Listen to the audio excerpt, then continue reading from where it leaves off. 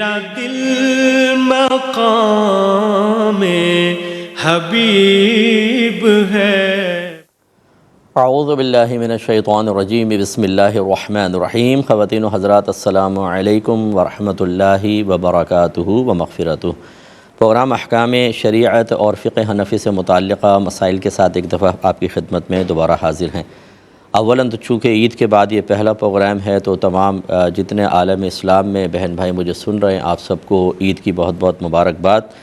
اگرچہ باسی ہو چکی ہے لیکن چلیں پھر بھی۔ اور دوسرا ایک عذر کا بیان کہ بہت سارے بھائیوں نے عید کی مبارکباد واٹس ایپ وغیرہ پہ بھیجی، لیکن میں فرداً سب کو جواب نہ دے سکا، تو برا محسوس نہیں کیجیے گا۔ اس کے علاوہ بہت سارے لوگوں نے رمضان میں کویسچنز بھیجے، جتنی میری استطاعت اور ہمت تھی، کثرت مصروفیات کے باوجود میں نے جواب دینے کی کوشش کی، لیکن پھر بھی سب کو یقیناً میں کور نہ کر سکا۔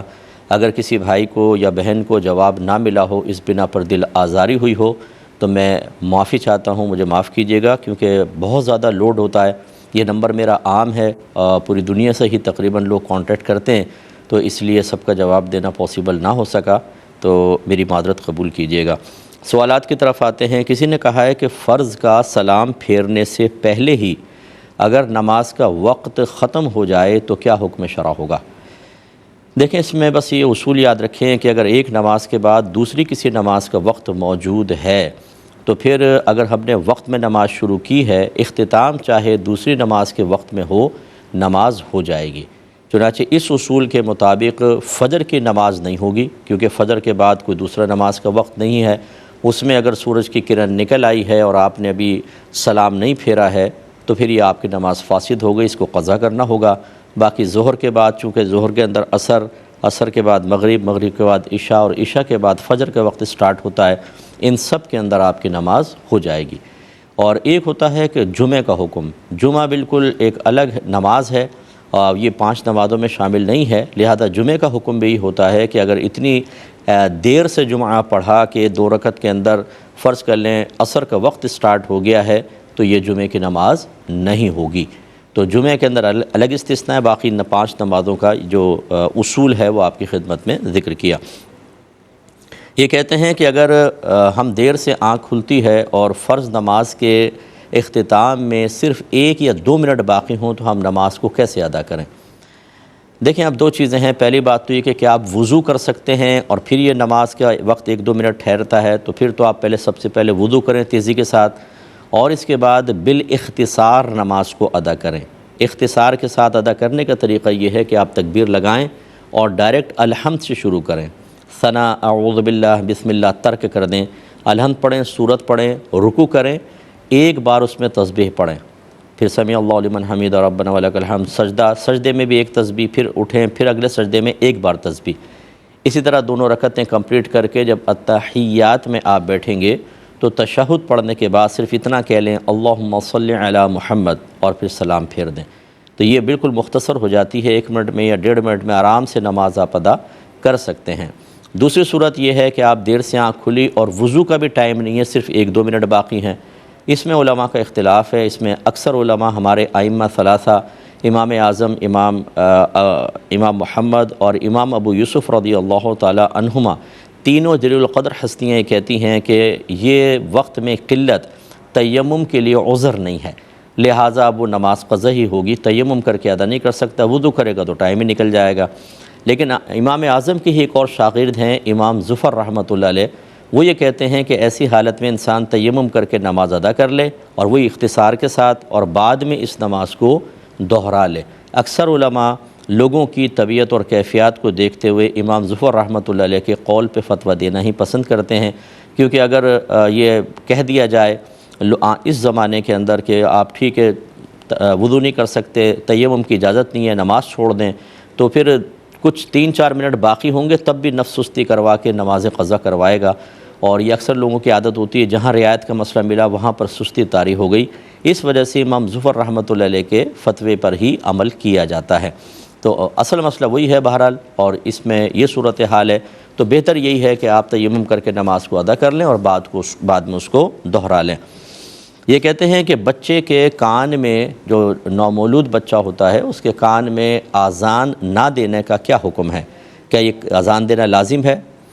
دیکھیں کوئی فرض یا واجب تو نہیں ہے، سنت کریمہ ضرور ہے، تاکہ پہلی آواز اس کے حافظے کے اندر، اس کے برین کے اندر جو محفوظ ہو وہ اللہ تبارک و تعالیٰ کا نام اور اذان کی آواز ہو، اس وجہ سے، اور اس میں برکت ہے، اور نبی کریم صلی اللہ علیہ وسلم کا طریقہ رہا ہے، تو اس کو ترک جان بوجھ کر نہیں کرنا چاہیے، بہت بڑی محرومی کی بات ہے۔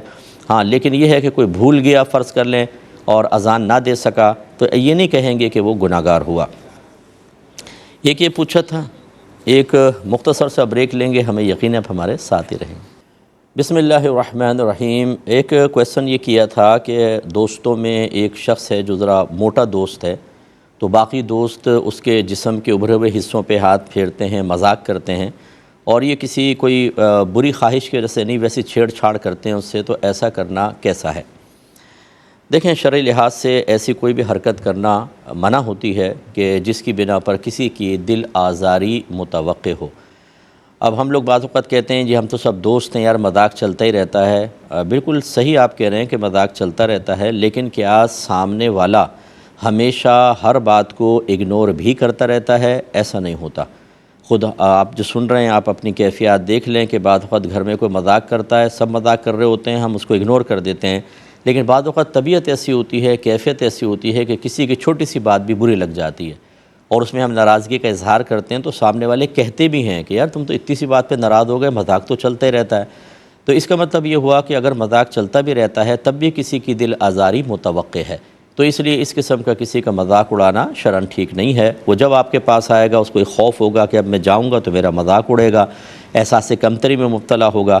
ایک میں نے یہ بات سنی تھی، واللہ اعلم بالصواب، کہ درست تھی کہ نہیں، کہ کلاس میں ایک ذرا بھاری جسم کی بچی تھی، دیگر سہیلیاں اس کو مذاق اتنا زیادہ اڑایا کہ اس نے سوسائڈ کر لی تھی، خودکشی کر لی تھی۔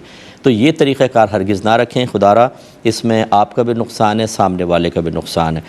دوسرا یہ کسی نے پوچھا ہے کہ کیا مرد کا مساج کر سکتا ہے جبکہ ستر ڈھکا ہوا ہو؟ تو یہ بالکل کر سکتا ہے، جسم کی مالش کرنا شرعاً صحیح ہے جبکہ ستر مکمل ڈھکا ہو، یعنی ناف کے نیچے سے لے کر گھٹنوں کے نیچے تک کا جسم کا حصہ بالکل چھپا ہوا ہو، اور مساج کرنے والا لڑکا نہ ہو، یعنی ایسا نہ ہو جس کی وجہ سے کوئی شہوت محسوس ہو، بلکہ اگر مرد بھی ہو بہرحال اس کے ہاتھ لگنے سے اگر خدا نخواستہ کوئی ایسی برا خیال دل کے اندر آتا ہو تو پھر تو شرعاً جائز نہیں ہوگا۔ لیکن اگر اس قسم کی کوئی صورتحال نہیں ہے اور کوئی صحیح ضرورت ہے، جیسے بعض اوقات تیل کی مالش سے فائدہ ہوتا ہے، جسم کے مساج سے کوئی پٹھے وغیرہ کھنچ جاتے ہیں تو وہ تھوڑا سا نرم پڑ جاتے ہیں، تو اس قسم کے معاملات کو کرنا ان صورتوں میں شرعاً جائز بھی ہوگا۔ یہ کسی نے کہا ہے کہ مسجد کے ساتھ ایک ملحقہ پرانا قبرستان ہے، مسجد کے صحن کے ساتھ کچھ پرانی قبریں بھی ہیں، اب یہ چاہتے یہ ہیں کہ اس قبرستان سے کچھ پلر اٹھائیں اور مسجد کے جو اوپر کا حصہ ہے اس کو اس سے ملا کر پھر وہ نماز کے لیے جگہ کشادہ ہو جائے گی، قبریں نیچے آ جائیں گی، اوپر ایک چھت سی آ جائے گی، تو کیا حکم شرع ہے؟ دیکھیں یہ شرعاً بالکل صحیح ہے کہ اگر قبریں نیچے ہوں تو آپ اس کے اوپر کوئی چھت وغیرہ قائم کر کے اس پہ کھڑے ہو کر نماز پڑھ سکتے ہیں، یہ مسجد کے اوپر کھڑا ہونا نہیں کہلائے گا۔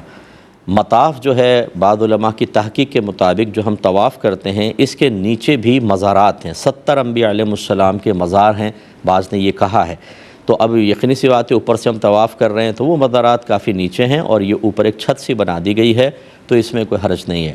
ہاں یہ جو قبرستان کے اندر پلر کھڑا کریں گے تو کیا اتنی جگہ ہے ان پلر کی کہ کسی قبر کو نقصان پہنچائے بغیر وہ پلر کھڑا کریں گے؟ اگر ایسا ہے تو ٹھیک ہے، اور اگر ایسا نہیں ہے اور بلکہ یوں ہوگا کہ کسی قبر کو مسمار کریں گے، اس کے اوپر پلر کھڑا کریں گے، تو پھر یہ شرعاً جائز نہیں ہوگا۔ ایک کالر ہمارے ساتھ ہیں، پہلے کال لیتے ہیں۔ السلام علیکم۔ وعلیکم السلام جی بھائی جان۔ صاحب میرے دو سوال ہیں۔ جی۔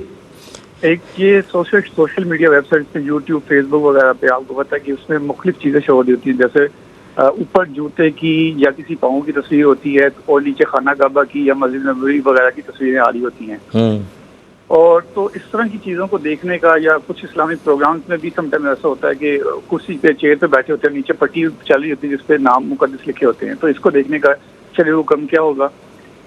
جی۔ اور دوسرا سوال میرا یہ ہے کہ میں بیسیکلی جوائنٹ فیملی میں رہتا ہوں اور اس گھر میں میرے بھائیوں کے ساتھ میرا حصہ بھی ہے، لیکن میرا حصہ کم ہے، ان کا زیادہ ہے، تو میں اور میری بیوی بچے ہم لوگ ایک کمرے میں رہتے ہیں 2 بچوں کے ساتھ، تو میرا سوال بیسکلی یہ ہے کہ میری آمدنی اتنی ہے نہیں کہ اگلے چند ایک سالوں میں اپنا گھر خود بنا سکوں، تو کیا میری بیوی میرے ساتھ مل کے کام کر سکتی ہے تاکہ ہم جلد از جلد اپنے گھر بنانے کی پوزیشن میں آ سکیں؟ چلیں ٹھیک ہے، میں عرض کرتا ہوں انشاءاللہ۔ ایک اور کالر ہیں، السلام علیکم۔ السلام علیکم۔ جی وعلیکم السلام۔ مفتی صاحب، میرا یہ سوال ہے کہ مغرب کی نماز پڑھنے کے لیے کسی شخص نے وضو کیا، تو کیا اب اس فرائض پڑھنے کے لیے وہ فرائض میں تحیۃ الوضو کی نیت کر سکتا ہے؟ اور میں انشاءاللہ عرض کرتا ہوں، یہ لے لیتے ہیں، یہ کہہ رہے ہیں سوشل میڈیا پہ بعض اوقات ایسا ہوتا ہے کلپس وغیرہ ڈلی ہوتی ہیں تو اوپر جیسے جوتے وغیرہ کی آ گئی، نیچے کوئی خانہ کعبہ وغیرہ کی ہے، تو کیا حکم شرع ہوگا؟ بہرحال اگر یہ آپ نے نہیں ڈالی، کسی اور نے ڈالی ہوئی ہیں، یا ترتیب ایسی ہے یوٹیوب وغیرہ پہ جیسے اوپر کلپس ہیں اس میں کچھ اور آ رہا ہے، نیچے پاکیزہ چیزیں آ گئی ہیں، تو پھر بہرحال یہ تو آپ کا تو کوئی اس میں ہیڈک نہیں ہے اور نہ آپ کا کوئی قصور ہے، یہ کسی نے کیا اور وہ ترتیب وہی ہے جو انہوں نے کی ہوئی ہے، آپ نے تو نہیں کی، تو اس میں بہرحال آپ کوئی قصوروار نہیں ہے۔ اس میں بہتر یہ ہوگا چلے اگر آپ کا دل نہ مانے اوپر والی سب اڑا دیجیے گا، ناٹ انٹرسٹڈ جو ہوتا ہے اس کو کر دیجیے گا تو وہ غائب ہو جائیں گی، نیچے والی باقی رہیں گی۔ اور جب آپ اچھی چیزیں ہی دیکھتے ہیں تو آپ بھی جانتے ہیں کہ انہوں نے ایسی سیٹنگ کی ہوئی ہے کہ ان کا کمپیوٹر آپ کو وہی چیزیں پھر بھیجے گا، اسی سے متعلق بھیجتا رہتا ہے، اور دوسری کم سے کم ہو جاتی ہیں، تو یہ آپ طریقہ کار رکھیں۔ دوسرے انہوں نے کہا کہ بعض اوقات میڈیا پہ پروگرام چل رہے ہوتے ہیں، جو شرکاء ہیں بیٹھے ہوتے ہیں، ان کے پاؤں نظر آ رہے ہوتے ہیں، اور نیچے کوئی پٹی چل رہی ہوتی ہے جس میں پاکیزہ نام وغیرہ آ رہے ہوتے ہیں، کیا حکم شرع ہے؟ دیکھیں، دیکھنے میں تو بہرحال یہ معیوب صحیح محسوس ہوتا ہے، لیکن حقیقتاً یہ ایسا ہوتا نہیں ہے، کیونکہ وہ پاؤں علیحدہ ہوتے ہیں اور یہ پٹی تو اوپر سے چڑھائی جاتی ہے، یعنی یہ میڈیا والے جو ہوتے ہیں ہمارے یہ وہ کرتے ہیں، تو یہ بظاہر ایسا نہیں ہوتا کہ پاؤں کے نیچے واقعی کوئی پٹی موجود ہو یا پاکیزہ نام ہو۔ پاؤں ایک الگ ہے اور پٹی کی ایک الگ حیثیت ہوتی ہے، دیکھنے میں ایسا نظر آ رہا ہوتا ہے، تو بہرحال احتیاط کی جائے بہت اچھی ہے، اور اگر احتیاط نہیں بھی کرتے تو بہرحال اس میں گناہ کا کوئی پہلو نہیں ہے، اور دونوں صورتوں میں آپ پروگرام وغیرہ دیکھ سکتے ہیں۔ ایک یہ بھائی نے جو کویسچن کیا جواب دیتا ہوں، پہلے کالر ہیں، السلام علیکم۔ السلام علیکم۔ جی وعلیکم السلام۔ جی مسئلہ، میرے دو سوال ہیں۔ میرا پہلا سوال یہ ہے کہ اگر کسی عورت کو غسل دیا جا رہا تھا اور اس میں بالٹی میں پانی تھا، اگر وہ پانی مستعمل ہو گیا اور اس مستعمل پانی سے غسل دے دیا، تو اس پہ کوئی جو غسل دے رہے تھے ان پہ کوئی گناہ تو لازم نہیں آئے گا؟ جی اور مصعب جو ہے نا، اگر جیسے میت کو جب کفن دیتے ہیں تو انہوں نے خاتون کو جن کو غسل دیا جا رہا تھا انہوں نے کہا تھا کہ میری 2 چادریں ہیں، یہ اس میں مجھے نا تقسیم کرنا۔ اب وہ جو ان کا کفن منگوایا گیا تھا نا باہر سے، اس کے مطابق اس میں تھوڑی کمی آ رہی تھی، تو اس طرح سے کیا ہم کمی آ رہی ہو تو وہ چادریں لے سکتے ہیں، یا بالکل ہی جو آیا ہوتا ہے وہی ناپ تول وہی؟ اور اگر کفن کی ترتیب غلط ہو جائے، جیسے پہلے لفافہ رکھ دیا بعد میں زار رکھ دیا، یا کفنی اس طرح سے اگر گڑبڑ ہو جائے، تب بھی کوئی جو لوگ تقسیم کر رہے ہیں؟ جی میں بتاتا ہوں بیٹا، عرض کرتا ہوں۔ یہ بھائی نے فرمایا کہ میں جوائنٹ فیملی سسٹم میں رہتا ہوں، میرے پاس جو حصہ مکان ہے بہت ہی کم ہے، ایک روم ہے اس میں بھی بچے سوتے ہیں، باقی کے پاس زیادہ ہیں، تو میں یہ چاہتا ہوں کہ میں چونکہ آمدنی کم ہے، میری زوجہ بھی میرے ساتھ جاب وغیرہ کریں اور ہم جلدی ارننگ کر کے اپنے لیے الگ گھر کا انتظام کر لیں، تو کیا حکم شرع ہوگا؟ جی بالکل، یہ ایک معقول عذر ہے آج کل کے دور میں ایک کمرے میں گزارا کرنا، جبکہ بچے بھی ہوں، ہسبینڈ وائف ہوتے ہیں، ان کے مابین بہت سارے معاملات ہوتے ہیں، اور یقینی سی بات ہے کہ ایک روم میں پرائیویسی بھی نہیں رہتی آدمی کی، اور پھر آج کل گرمی کے معاملات، دیگر چیزیں، یہ ایک معقول شرعی عذر ہوگا کہ اگر شوہر باوجود کوشش کے اپنی آمدنی نہیں بڑھا سکتا تو زوجہ بھی ورک کر سکتی ہیں، لیکن یقیناً جب وہ جاب کریں گی تو ان کو شرعی تمام قواعد اور قوانین کا اہتمام کرنا ہوگا، ان کا لحاظ کرنا ہوگا۔ مثال کے طور پہ وہ برقعے میں نکلیں، راستہ پرامن ہونا چاہیے، جہاں پر وہ جاب کریں وہاں پر نامحرم کے ساتھ تنہائی وغیرہ نہ ہو، کوئی ایسا غلیظ قسم کا ماحول نہ ہو، کام بھی بالکل جائز ہونا چاہیے۔ اب فرض کر لیں کہ وہ ٹیچر ہیں اور ایسے اسکول میں ٹیچنگ کرتی ہیں جہاں بچیاں وغیرہ ہیں، تو بہت اچھی بات ہے کہ قریب وہ اس طریقے سے جاب بالکل کر سکتی ہیں، اور اللہ تعالیٰ آپ کی مشکلات کو حل فرمائے، تو اس میں شرعی لحاظ سے کوئی معاملہ نہیں ہوگا۔ ایک بچے نے پوچھا کہ مغرب کے لیے وضو کیا تھا، جب نماز پڑھنے کھڑے ہوئے تو اسی میں تحیۃ الوضو کی نیت کر لیں تو ٹھیک ہے؟ تو جی بالکل ٹھیک ہے، اس میں کوئی مسئلہ نہیں ہے۔ تحیۃ الوضو کی نیت کسی اور نماز کے نیت کے ساتھ شامل ہو سکتی ہے، اس لیے فقہاء نے فرمایا کہ مثال کے طور پہ اگر آپ مسجد میں آتے ہیں اور مسجد میں آ کے 4 سنتیں پڑھنا چاہتے ہیں، پہلے آپ نے وضو کیا، پھر آپ مسجد میں داخل ہوئے، تو مسجد میں تحیۃ المسجد بھی ہوتی ہے، وضو کیا تو تحیۃ الوضو، اور آپ نے سنتیں پڑھنی ہیں، تو ایک سنت کی نیت کے ساتھ یہ 2 نیتیں بھی آپ شامل کر سکتے ہیں۔ اسی طریقے سے یہاں پر بھی ہو جائے گا۔ یہ کہتے ہیں کہ کسی خاتون کو، میت خاتون کو غسل دے رہے تھے، لیکن بالٹی کا پانی مستعمل ہو گیا، یعنی بے وضو کسی نے ہاتھ اس میں ڈال دیا تو اسی پانی سے غسل دے دیا، تو کیا حکم شرع ہوگا؟ دیکھیں، مستعمل پانی وضو وغیرہ کے قابل نہیں رہتا ہے، اس سے نجاست حکمیہ دور نہیں ہو سکتی۔ نجاست حکمیہ اسے کہتے ہیں جو نظر نہیں آتی لیکن شریعت کہتی ہے کہ وہ نجاست ہے، جیسے بے وضو پن، حالت حیض کے اندر جو عورت پہ نجاست طاری ہوتی ہے وہ نظر تو نہیں آ رہی ہوتی، ایسی جنابت، تو یہ صرف صاف صحیح پانی سے جو بالکل غیر مستعمل ہو اسی سے ہو سکتا ہے۔ اگر مستعمل ہو گیا، یعنی جیسے بے وضو ہاتھ ڈالا، تو چونکہ جیسے ہاتھ ڈالیں گے جو ہاتھ پہ نجاست تھی وہ سب اتر کر اس پانی میں مل جائے گی جو ہمیں نظر نہیں آ رہا، لیکن چونکہ شریعت نے نجاست کا تصور دیا تو وہ پانی مستعمل کہلاتا ہے۔ اور حقیقی نجاست جیسے پیشاب وغیرہ، اس کی وجہ سے تو پانی ناپاک ہو جاتا ہے، تو اس کا حکم اس سے تھوڑا سا ہلکا تو رکھا ہے کہ اس کو ناپاک نہیں کہتے، لیکن یہ مستعمل ہوتا ہے اور مستعمل سے وضو یا غسل وغیرہ نہیں ہو سکے گا، تو لہذا جس نے ایسا کیا وہ گناہگار ہوا، گویا کہ میت جو ہے وہ بغیر غسل کے دفنائی گئی ہے۔ اللہ تعالیٰ معاف فرمائے ایسے لوگوں کو، تو توبہ کریں اللہ کی بارگاہ میں، اللہ تعالیٰ غفور الرحیم ہے، معاف فرمانے والا ہے۔ اچھا پہلے کالر لیتے ہیں۔ السلام علیکم۔ وعلیکم السلام جی۔ جی بھائی جان۔ مولانا صاحب، میرا سوال تھا، میں ادھر اسپین میں رہتا ہوں جی۔ اور ادھر ایک کرسچن کا ہوٹل ہے، اس پہ کام کرتا ہوں۔ اچھا۔ تو میں نے اس سے کافی سالوں سے پیسے ایڈوانس کے طور پہ ادھار لیے تھے، اور میں یہ جانتا تھا یہ کہ ہوٹل کے مالک کے پیسے ہیں۔ ٹھیک ہے۔ لیکن کچھ ٹائم کے بعد جب جو ہوٹل کا ڈائریکٹر تھا وہ مجھے پیسے ادھار دیتا تھا، پھر وہ جب اس کا ریٹائر ہونے کا وقت آیا ڈائریکٹر کا، تو میں نے بولا میرے پاس ابھی پیسے نہیں ہیں، میں ابھی ادا نہیں کر سکتا۔ وہ بولا میں نے تو اگر تمہارے پاس ہوئے تو مجھے دے دینا، ورنہ میں نے تمہیں معاف کر دیے۔ ٹھیک ہے۔ پھر میں نے اسے بولا میرا تو خیال تھا یہ پیسے ہوٹل کے اونر کے ہیں، مالک کے ہیں، تمہارے نہیں۔ وہ مجھے بولا تمہیں کیا پتا وہ پیسے میرے تھے یا اونر کے تھے۔ میں نے جب تمہیں بولا کہ میں نے تمہیں معاف کیے تو معاف کیے، تم کیوں کس چیز کی فکر لیتے ہو؟ تو یہ کیا ویسے ہی پھر مجھے پیسہ میرے پہ وہ بال بنتا ہے یا نہیں بنتا؟ جی میں آپ کو جواب دیتا ہوں، ابھی جواب دیتا ہوں۔ یہ بہن نے مزید پوچھا کہ میت کو کفن دیا تو کپڑوں میں کمی آ گئی، میت کی وصیت بھی یہ تھی کہ میری 2 چادریں کفن میں شامل کر دینا، تو کیا ان کو شامل کر کے کفن کو کمپلیٹ کیا جا سکتا ہے؟ تو جی بالکل کر سکتے ہیں، اس میں کوئی حرج نہیں ہے۔ سیدنا صدیق اکبر رضی اللہ تعالیٰ عنہ کے بارے میں معروف ہے کہ آپ نے یہ وصیت کی تھی کہ جن کپڑوں میں میرا انتقال ہو اسی میں مجھے دفنا دینا، کیونکہ نئے کپڑے کی ضرورت زندوں کو زیادہ ہے۔ تو یہ ہو سکتا ہے کہ سنت کے مطابق کفن آپ دیں جو بغیر سلا ہو، سنت یہی ہے، لیکن صحیح شرعی عذر کی بنا پر دوسرے کپڑے بھی استعمال کر سکتے ہیں، اور چادریں وغیرہ جیسے ہیں یہ تو بالکل چادریں ہی تھیں تو یوز کی جا سکتی ہیں۔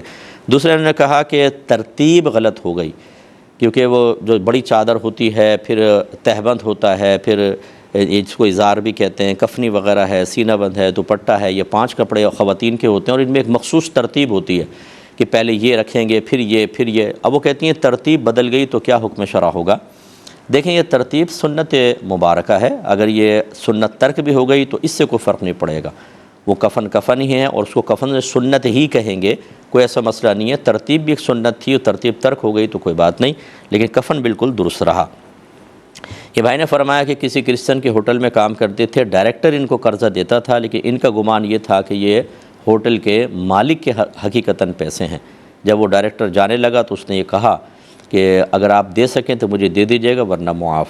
اب انہوں نے کہا کہ بھئی معاف کیسے کر سکتے ہو، میرا گمان ہے مالک کے پیسے ہیں، تو وہ کہتا ہے کہ اس کو چھوڑو، آپ کو کیا پتہ۔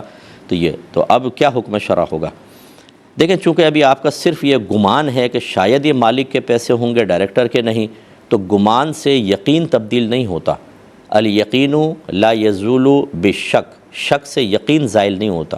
یہ تو یقین ہے کہ ڈائریکٹر آپ کو دے رہا ہے، اور مالک کے پیسہ ہونے میں آپ کو صرف گمان ہے، تو یعنی گمان کو چھوڑ دیں، حقیقتاً اس کا پیسہ ہے، لہٰذا اگر فرض کر لیں کہ آپ نہ دے سکے تو اس نے پہلے کہہ ہی دیا ہے کہ پھر یہ آپ کے لیے معاف ہوگا، تو انشاءاللہ یہ شرعی لحاظ سے معاف ہو جائے گا اور آخرت میں آپ کی کوئی گرفت نہیں ہوگی۔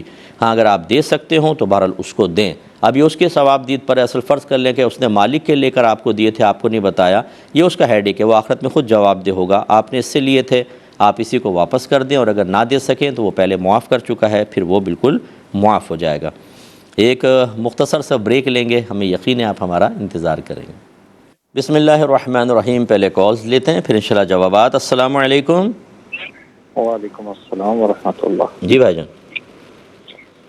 جی میں نے کوشچن یہ پوچھنا تھا کہ اگر عورتیں مل کے نماز پڑھیں، مطلب کوئی آگے نہ کھڑی ہو ایز اے امام، باقی ساری مل کے پڑھیں، کئی عورتوں کو نہیں آتی ہوتی نماز، یا مطلب فری پیر نہیں ہوتی ایک قسم کی، تو اگر ایک اونچی پڑھے باقی اس کے سن کے ساتھ چلیں تو ایسی نماز ہو سکتی ہے؟ اور مطلب اس میں نا نماز تسبیح بھی شامل ہے وہ بھی۔ اور دوسری بات یہ ہے کہ صبح کی اذان کے بعد قضا نماز پڑھ سکتے ہیں اگر؟ ٹھیک ہے۔ اور ایک اور کالر ہیں۔ السلام علیکم۔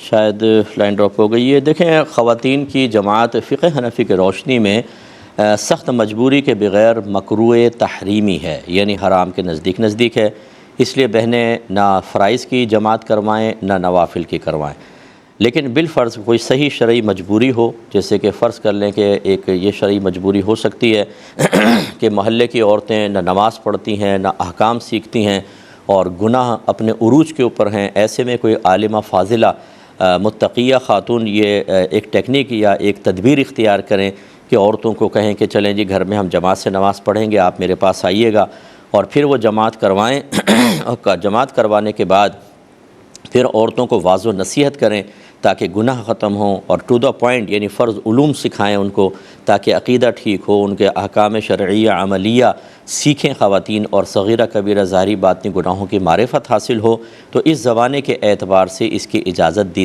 دی جا سکتی ہے، اور اس کے لیے یقیناً عورتیں تمام شرائط کو ملحوظ رکھیں گی کہ اپنے اگر کوئی شادی شدہ ہے تو شوہر سے پوچھ کر آئیں، اگر غیر شادی شدہ ہیں تو جو بھی گھر کے بڑے ہیں ماں باپ ہیں تو ان سے پوچھ کر آئیں گی، باپردہ آئیں، راستہ پر امن ہونا چاہیے، جس مقام پہ نماز پڑھنی ہے وہاں پہ کوئی نامحرم نہ ہو، کوئی کسی نامحرموں کے دیکھنے وغیرہ کا اندیشہ نہ ہو، صرف نماز پڑھنے کی غرض سے اور علم سیکھنے کی غرض سے آئیں، اور اس کے بعد جیسی ختم ہو جائے فوراً اپنے گھر پر واپس آئیں۔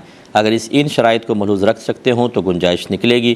اور اب ایسی صورت میں فقہا نے یہ لکھا کہ اگر فرض کر لیں عورتوں کی جماعت قائم بھی ہو تو عورتوں کی امام ایسا نہیں ہوگی کہ وہ ایسے کھڑے ہو جیسے مردوں کا امام آگے کھڑا ہوتا ہے، بلکہ وہ صف میں ہی کھڑی ہوگی، لیکن تھوڑا سا آگے نکل کر ایک آدھ جیسے فٹ آگے کھڑی ہو جائے گی، اور پیچھے یہ ساتھ میں عورتیں ہیں بس تھوڑا سا آگے، اور پھر یہ جماعت قائم کریں گی۔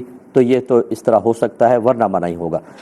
دوسری بات یہ ہے کہ ایک عورت اونچی پڑھے یا امام جو ہے ان کی اونچی پڑھے اور عورتیں خاموشی سے سنیں یا اس کو دہراتی جائیں، یہ طریقہ بالکل غلط ہوگا۔ ایسا کریں گی تو نمازیں فاسد ہوں گی اور گناہ گار علیحدہ ہوں گی، چاہے وہ صلاۃ التسبیح ہو چاہے دیگر نمازیں ہوں، امام بس پڑھے گی۔ اگر صلاۃ التسبیح ہے تو عورتیں اپنی اپنی تسبیحات پڑھیں گی، اور امام کی آواز کو سن کر اس کو دہرائیں گی نہیں، نہ ان کا گویا کہ ایک لقمہ ایک طریقے سے لیں گی، ایسا نہیں کریں گے۔ اور فرض کر لیں اگر کسی بہن کو تسبیحات وغیرہ یاد نہیں ہیں تو وہ پیچھے کھڑی ہو جائیں اگر آ رہی ہیں، اور اس کے بعد وہ سبحان اللہ سبحان اللہ سبحان اللہ کوئی بھی تسبیح پڑھ کر اپنی نماز کو کمپلیٹ کر لیں۔ انشاءاللہ تسبیحات پڑھنے کا ثواب ملے گا، نوافل کا ثواب ملے گا، اور حقیقت اصل تو علم دین سیکھنا ہے، اس سے ان کو استفادہ حاصل ہوگا۔ تو یہ ایک صورت ہے، لیکن یہ پورا میرا بیان اچھی طرح غور سے سنیں، تمام شرائط ملحوظ ہوں گی تب اجازت ملے گی، ورنہ نہیں ہوگی۔ یہ بھائی نے پوچھا کہ فجر کی نماز کے بعد کیا ہم قضا نماز ادا کر سکتے ہیں؟ تو جی بالکل کر سکتے ہیں۔ بعض لوگ کہتے ہیں جی فجر کے بعد کوئی سجدہ نہیں ہے، کوئی سجدہ نہیں، نفل سجدہ منع کیا ہے نبی کریم صلی اللہ علیہ وسلم نے۔ یہ جو ہم قضا کرتے ہیں یہ یا تو فرض نماز ہوتی ہے یا وتر قضا ہوتے ہیں، وہ واجب ہے، تو واجب اور فرض سجدے کو سرکار نے منع نہیں فرمایا، لیکن یہ ضرور علماء نے فرمایا کہ احتیاط کریں کہ فجر کی نماز کے بعد اگر قضا ادا کر رہے ہیں تو مسجد میں نہیں کریں گے، اپنے گھر میں علیحدہ کمرے میں کریں، کیونکہ نماز قضا کرنا گناہ ہے، اور گناہ کو بعد میں ظاہر کرنا یہ بھی ایک گناہ ہے۔ تو اگر آپ فجر کے بعد وہاں نماز پڑھیں گے تو لوگ سمجھ جائیں گے کہ یہ کوئی سنن وغیرہ تو پڑھ نہیں سکتا، نوافل پڑھ نہیں سکتا تو قضا نماز ادا کر رہا ہے۔ اس طرح اپنے گناہ پر کسی کو مطلع کرنا لازم آئے گا اور یہ صحیح نہیں ہوگا۔ امید ہے آپ بات سمجھے ہوں گے۔ ایک بھائی نے پوچھا کہ ہماری مسجد میں ایک ممبر ہے جس میں 3 سیڑھیاں ہیں، تیسری سیڑھی چڑھ کے پھر اوپر امام صاحب بیٹھتے ہیں، لیکن جو ہمارے خطیب صاحب ہیں وہ تیسری سیڑھی پہ نہیں چڑھتے ہیں بلکہ دوسری کے پر چڑھ کر تیسری کے اوپر بیٹھ کے یعنی خطبہ دیتے ہیں۔ وہ کیوں نہیں چڑھتے تیسری کے اوپر اور پھر چوتھی کے اوپر گویا کہ بیٹھ کے وہ خطبہ دیتے؟ دیکھیں، پہلی بات تو یہ کہ آپ کو امام صاحب سے ہی پوچھنا چاہیے، لیکن ہو سکتا ہے ان کی سوچ یہی ہو، جیسے کہ حضرت عثمان غنی رضی اللہ تعالیٰ عنہ کے بارے میں منقول ہے کہ آپ تیسری سیڑھی پہ نہیں بیٹھتے تھے، کہ نبی کریم صلی اللہ علیہ وسلم تیسری سیڑھی پر تشریف فرما ہوتے تھے تو میں ادباً دوسری سیڑھی پر بیٹھوں گا۔ مجھے جو میرے ذہن میں اس وقت معلومات ہے وہ یہی ہے۔ ہو سکتا ہے صحابی کا کوئی فرق ہو، لیکن غالباً عثمان غنی رضی اللہ تعالیٰ عنہ ہی تھے۔ تو یہ اس طرح کا ان کا اپنا ایک سوچ اور اپنا ایک ادب کا طریق تھا، ورنہ تیسری جو نبی کریم صلی اللہ علیہ وسلم کا ممبر اقدس تھا اس کی 3 ہی سیڑھیاں تھیں، جو آپ نے مشہور حدیث بھی سنی کہ سرکار صلی اللہ علیہ وسلم رمضان میں تھے تو آپ نے پہلی سیڑھی پہ قدم رکھا، فرمایا آمین، پھر دوسری پہ قدم رکھا، فرمایا آمین، پھر تیسری پہ قدم رکھا، فرمایا آمین۔ یہ جو حدیث آپ نے سنی معروف ہے، تو اس کا مطلب 3 سیڑھیوں پہ قدم رکھ کے چوتھی کے اوپر آپ تشریف فرما ہوتے تھے، یعنی وہ بیٹھنے کی جگہ ہوتی تھی۔ تو سنت تو یہی ہے، لیکن اگر کوئی ادباً نیچے بیٹھتا ہے تو اس میں کوئی حرج نہیں۔ دوسرا اسی سے متصل انہوں نے کہا کہ کیا ممبر 4 سیڑھیاں بھی بنا سکتے ہیں، اس سے بھی اونچا کر سکتے ہیں؟ تو وہ سنت نہیں ہوگا، کرنے کو تو 10 کر لیں آپ، لیکن وہ سنت نہیں ہوگا، سنت اتنا ہی ہے۔ یہ کہتے ہیں کہ کسی نے پوچھا کہ کیا یہ صحیح ہے کہ ملک الموت علیہ السلام اس وقت تک کسی شخص کی روح قبض نہیں کر سکتے جب تک کہ اس طالب یا مرید کا پیر اجازت نہ دے؟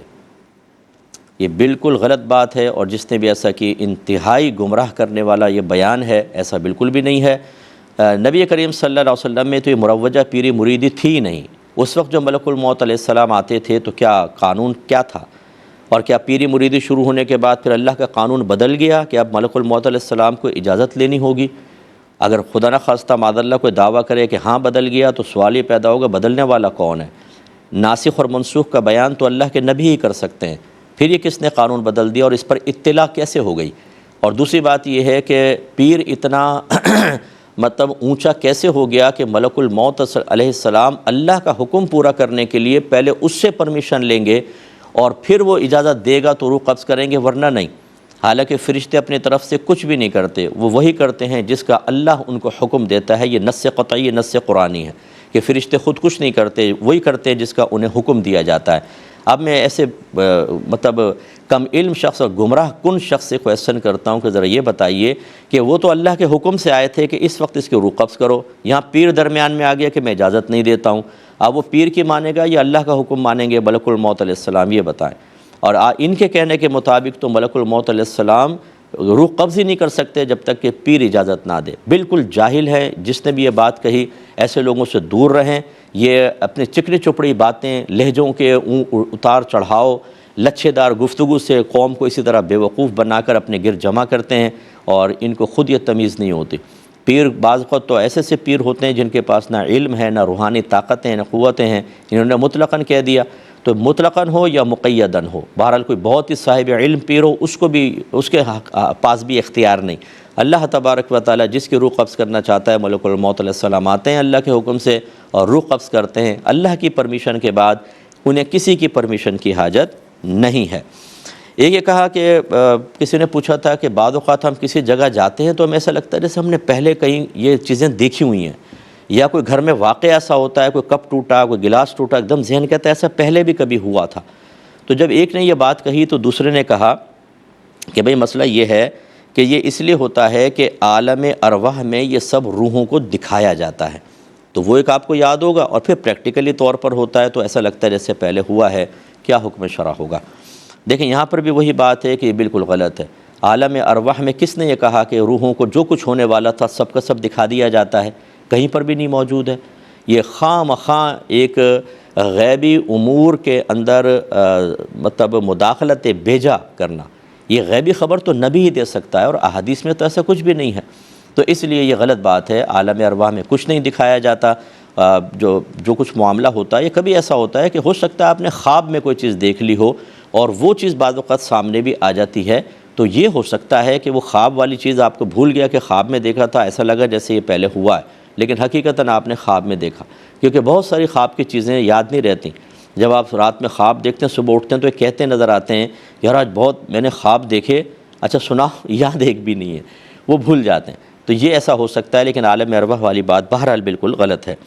یہ کہتے ہیں کہ کسی نے یہ کہا کہ آپ کے سامنے جب کوئی شخص مسئلہ پوچھے اور آپ اس کو جواب دیں تو یہ نہ کہیں کہ اس کا حل یہ ہے، بلکہ آپ یہ کہیں کہ فلاں عالم نے یا فلاں کتاب میں یہ لکھا ہوا ہے، کیونکہ غیر عالم کو فتویٰ دینا صحیح نہیں ہوتا۔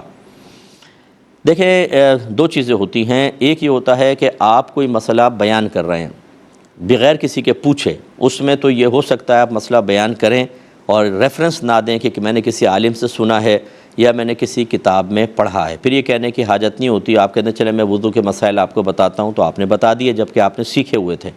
اور ایک ہوتا ہے کہ سائل کویسچن کرتا ہے کہ بھئی یہ میرا سوال ہے، کوئی جواب دے دیں، اس میں میرا تو مشورہ یہ ہوتا ہے کہ بہت ہی کوئی آسان سا ہو تو جواب دیں، ورنہ بعض اوقات آپ نے ایک بات سنی ہوتی ہے یا پڑھی ہوتی ہے، لیکن سائل کے سوال کے اندر جو اس نے سوال کیا ہے اس کی نوعیت دوسری ہوتی ہے، عام آدمی اس کو نہیں سمجھ پاتا۔ ہم چونکہ فتوے کی فیلڈ سے وابستہ ہیں، ہمیں پتہ ہوتا ہے کہ یہ جو پوچھ رہا ہے اس مسئلے میں تھوڑا سا فرق آئے گا، لیکن وہ بتانے والے کو نہیں آتا، اس صورت میں تو بتانا ہی جائز نہیں ہوگا، چاہے آپ یہ کہیں کہ کتاب میں پڑھا ہے یا یہ کہیں کہ میں نے عالم سے سنا ہے، نہیں جواب دے سکتے۔ ہاں اگر بالکل سیدھی سیدھی بات ہے کہ یار وضو کے فرائض کتنے ہیں، تو آپ نے کہا کہ 4 ہیں، اتنی آسان بات، اس میں تو پھر یہ کہنے کی حاجت بھی نہیں ہے کہ عالم نے بیان فرمایا، میں نے کتاب میں پڑھا، غیر عالم بھی بیان کر سکتا ہے ایسے سوالات کے جوابات میں۔ تو خلاصہ کلام یہ کہ یہ بات مطلقاً درست نہیں ہے۔ بہرحال جو اگر سائل کویسچن کرے اس میں آپ کو سوچ بچار کرنی پڑے، تھوڑا سا بھی پہلو بدلتا محسوس ہو تو بالکل جواب نہ دیں، بلکہ مفتیان کرام کی طرف ریفر کریں، اور اگر آپ سمجھتے ہیں کہ بالکل سیدھی سیدھی معلومات حاصل کرنے والا ہے اور یہ مجھے پہلے اچھی طریقے سے معلوم ہے، تو پھر بغیر ریفرنس کے بھی آپ بیان کر سکتے ہیں، اس میں بہتر یہ ہوگا کہہ دیں فلاں عالم سے سنا ہے، نہ بھی کہیں تو کوئی حرج نہیں ہوتا ہے۔ ایک کویسچن یہ کیا، یہ پڑوسی ملک سے آیا تھا کہ ہمارے ہاں ایسا ہوتا ہے کہ کسان کو 70,000 روپے کوئی شخص جیسے مثلاً دے دیتا ہے، اور طے یہ ہوتا ہے کہ ہر پیداوار میں جو بھی پیداوار ہوگی سال میں، چاہے 4 فصلیں ہوں 5 ہوں، ہر پیداوار میں سے آدھا غلہ اس پیسے والے کو دیا جائے گا، اور وہ پیسے والا اپنا پیسہ جب چاہے نکال سکتا ہے، 2 سال میں، 3 سال میں، 4 سال میں، جب چاہے وہ اپنے پیسے کو واپس لے سکتا ہے۔ تو کہ اس کی کیا شرعی حیثیت ہوگی؟ دیکھیں مسئلہ یہ ہے کہ اس میں 2 صورتیں ہیں، کہ ایک تو یہ کہ وہ انویسٹمنٹ کرتا ہے کہ آپ بھی پیسہ ملائیں، آپ بھی کام کریں، میں بھی کرتا ہوں، یا اس نے یہ کہا کہ یہ میں آپ کو پیسے دیتا ہوں، اس سے آپ کام کریں اور جو کچھ پروفٹ ہوگا ہم اس میں سے آدھا آدھا کر لیں گے، تو اس کی تو کوئی گنجائش نکل سکتی ہے۔ اور اگر یہ ہو قرضے کے طور پر کہ یہ میں آپ کو دے رہا ہوں، آپ کام کریں، یہ میرا قرض ہے، میں جب چاہوں اپنا قرض واپس لوں گا، لیکن اس قرض کے اوپر مجھے نفع درکار ہے، تو ایسی صورت میں یہ سود میں شامل ہوگا، کیونکہ قرض کے اوپر نفع لینا حرام اور سود ہوتا ہے۔ نبی کریم صلی اللہ علیہ وسلم نے فرمایا کہ جو قرض نفع کھینچے وہ نفع سود ہے، تو اس سے اجتناب کرنا چاہیے۔ یہ بھائی نے فرمایا کہ آج کل شادیوں کے اندر ایسا ہو رہا ہے کہ شادی اور ولیمہ ایک ساتھ ایک ہی دن رکھ لیتے ہیں اور اسے شلیمہ کا نام دے دیا گیا ہے۔ توبہ میرے مالک، تو کیا یہ صحیح ہے یا نہیں ہے؟ تو یہ بالکل غلط ہے۔ میں سوال یہ کرتا ہوں کہ یہ بتائیے کہ ولیمے کا تصور آپ کے ذہن میں کہاں سے آیا؟ کس نے کہا ولیمہ کرو؟ تو آپ کہیں گے جی نبی کریم صلی اللہ علیہ وسلم نے بتایا، قرآن اور حدیث، یعنی حدیث سے ہمیں پتہ چلا کہ ولیمہ ہوتا ہے، تو حدیث سے جب پتہ چلا تو پھر حدیث یہ بتائے گی نا کہ ولیمہ کب ہوگا، اور کیا اس کو شادی کے کھانے کے ساتھ مرج کر سکتے ہیں کہ نہیں، یا آپ اپنے پاس سے بس ولیمے کا تصور وہاں سے لے لیا، باقی یہ شترے بے مہار ہو گئے کہ ہم جیسا چاہے کریں۔ یہ یاد رکھیں کہ ولیمے کا تصور یہ ہے کہ فرسٹ نائٹ کے بعد پھر جو کھانا کھلایا جاتا ہے اس کو ولیمہ کہتے ہیں۔ تو یہی نبی کریم صلی اللہ علیہ وسلم کا طریق رہا کہ شب زفاف کے بعد آپ نے کھانا کھلایا ہے صحابہ کرام کو، یا ویسے ہی تقسیم کیا جیسے صحابہ کو بلا کے کھلا دیا ہے، تو یہ ولیمے کا تصور ہے۔ اب اگر آپ شادی کر رہے ہیں، شادی یقینی سی بات ہے فرسٹ نائٹ سے پہلے ہی ہوتی ہے، تو اب اس کے اندر اگر آپ ساتھ ہی ولیمہ کر دیتے ہیں تو یہ ولیمے کی سنت تو پوری نہیں ہوگی، تو اس کو ولیمہ کہنا، اور اس قسم کی بدعتیں ایجاد ہرگز نہ کی جائیں۔ ولیمہ کرنا یہ سنت کریمہ ہے، حضرت عبد الرحمن بن عوف رضی اللہ تعالیٰ عنہ سرکار کی خدمت میں حاضر ہوئے تو جسم کپڑوں پہ زرد رنگ لگا ہوا تھا. سرکار نے فرمایا کہ اے عبد الرحمن یہ کیا ہے؟ عرض کیا رسول اللہ میری شادی ہوئی ہے اور یہ اس وجہ سے رنگ لگا ہوا ہے. تو نبی کریم صلی اللہ علیہ وسلم نے ارشاد فرمایا کہ پھر آپ ولیمہ کریں چاہے ایک بکری کے ذریعے ہی کیوں نہ ہو. تو اس کا مطلب یہ ہوا کہ یہ تصور شریعت نے دیا ہے اور اس کا وقت بھی معین کر دیا ہے. اس کو وقت کو بدل دینے سے ولیمے کی سنت ادا نہیں ہوگی, اور جو چیز سنت کو ختم کر دے وہ بدعت ہوتی ہے. ایسی بدعتیں ایجاد نہ کریں, ورنہ آپ کے بچے آپ ہی کے روش پہ چلتے ہوئے آپ نے ولیمے کو شلیمہ بنا دیا, اس کے بعد وہ اس کو قیمہ کر دیں اور کیا کر دیں یہ اللہ ہی بہتر جانتا ہے. اور وہ ایک چیز پہ بچے نہیں رہیں گے, پھر وہ ہر چیز میں اپنی مرضی اور سہولت کے مطابق تبدیلیاں پیدا کریں گے, اور اسی بنا پر دین کا نقشہ بدل دیا ہے. ہمارے خاندانوں کے رسوم اور رواج اکثر خلاف شرع اور بالکل قرآن اور حدیث کے خلاف ہوتے ہیں, اور ہم جرأت مندی کے ساتھ ان کو اس لیے کر رہے ہوتے ہیں. ہمارے ہاں تو ایسا ہوتا ہے, یہ عورتیں مل کر بیٹھتی ہیں نا رشتوں کے لیے, بھئی آپ کے ہاں کیا کیا لیتے دیتے ہیں, ہمارے یہاں یہ ہوتا ہے, دوسری کہتی ہے ہمارے یہاں یہ ہوتا ہے, اور ان میں بہت سی چیزیں, ہر ایک کو نہیں کہہ رہا ہوں, بہت سی چیزیں خلاف شرع بھی طے ہو رہی ہوتی ہیں, لیکن چونکہ ہمارے ہاں ہو رہا ہے اور ہم نے نہ قرآن کو دیکھنا ہے, نہ حدیث کو, نہ اللہ کا خوف, نہ رسول کی کوئی حیا اور شرم, تو ہم خود بدعتیں ایجاد کر کے اور اپنی نسلوں کو دے کر چلے جاتے ہیں, اور آگے اس کا خمیازہ بھگتنا ہوگا. تو لہذا شلیمہ پلیمہ چھوڑ دیجئے, آپ ولیمہ ہی کیجئے, اور اس کا طریقہ یہ ہے جو میں نے آپ کو سمجھایا. اس میں ایک آخری بات عرض کر دیتا ہوں, بعض بچے ایسے ہوتے ہیں کہ جو سنت پوری کرنا چاہتے ہیں لیکن گھر والوں سے ٹکرانا ممکن نہیں رہتا. گھر والے کہتے ہیں تم خاموش رہو, ملا نہ بنو زیادہ, جو ہم کر رہے ہیں بس ٹھیک ہے, ہم جواب دیں گے آخرت میں. ایسے جرأت مند بھی آپ کو ملیں گے. ایسی صورت میں نوجوانوں سے میری گزارش ہے کہ آپ لڑائی جھگڑا نہ کریں, بولے آپ کی مرضی جو چاہے کریں. آپ اگلے دن صرف ایک دو دوستوں کو بلا کر کھانا کھلا دیں, نیت کر لیں کہ یہ ولیمہ ہے. ولیمے کے لیے باقاعدہ ہال بک کرانا, انویٹیشن دینا, کوئی بہت زیادہ بڑی مقدار میں کھانا بنانا یہ لازم نہیں ہوتا. تھوڑا سا کھانا کھلا دیں, ولیمے کی نیت سے انشاءاللہ سنت ادا ہو جائے گی. یہ کہتے ہیں کہ باہر کے ملک میں کسی کی دکان جل گئی اور وہ انشورڈ تھی.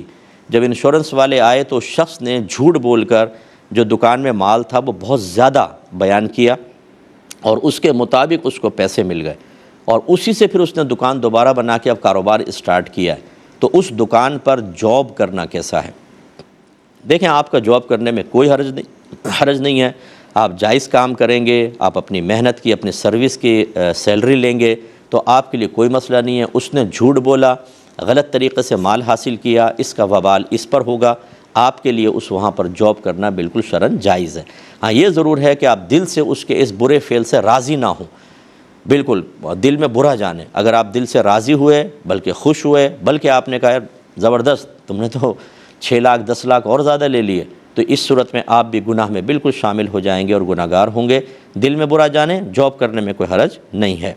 ایک بھائی نے پوچھا تھا کہ استاد کا شاگرد سے تحفہ وصول کرنا کیسا ہے؟ اس میں تھوڑی سی تفصیل ہے کہ شاگرد کون ہے, لڑکا ہے یا لڑکی ہے. لڑکیوں سے بالکل تحفہ نہیں لے سکتا استاد, بالکل اس سے مطلب دور رہیں, اوائڈ کریں. ہاں یہ ہو سکتا ہے جیسے یونیورسٹیز وغیرہ ہیں, کالج ہیں, کسی کی سالگرہ آگے ٹیچر کی, اور بچیاں مل کر, جیسے لڑکے لڑکیاں مل کر کوئی گفٹ لے کر اس ٹیچر کو دے دیتے ہیں. یہ خاص کسی ایک سے لینا نہیں ہوتا ہے, یہ گروپ پورا دے دیتا ہے. تو اس کی چلیں آج کل کے عرف کے اعتبار سے گنجائش نکالی جا سکتی ہے. تو لہٰذا یہ ویسے لڑکی دے تو بالکل نہ لیں, اور لڑکوں سے اگر لیں تو دیکھیں گے نابالغ ہے بالغ ہے, نابالغ سے تحفہ نہیں لے سکتے, بالغ سے تحفہ لیا جا سکتا ہے. اس میں اور بھی تفصیل ہے لیکن انشاءاللہ پھر کبھی بیان کریں گے. اب ہمارے پروگرام کے وقت تقریباً ختم ہو رہا ہے. آپ ہمارے لیے دعا کریں, اور میں پورے عالم اسلام کے لیے دعا کرتا ہوں کہ اللہ تعالیٰ جہاں کہیں دنیا میں مسلمانوں پر ظلم ہو رہا ہے, ہماری غیب سے مدد فرما, فرشتوں کو مدد کے لیے بھیج, ہمارے دشمنوں کو ہدایت عطا فرما. اللہ تعالیٰ اس دعا کو قبول فرمائے. آمین. وآخر دعوانا ان الحمدللہ رب العالمین. میرے ورد لب ہے نبی نبی, میرا دل مقام حبیب ہے, میں مریض عشق رسول ہوں, وہ حبیب میرا طبیب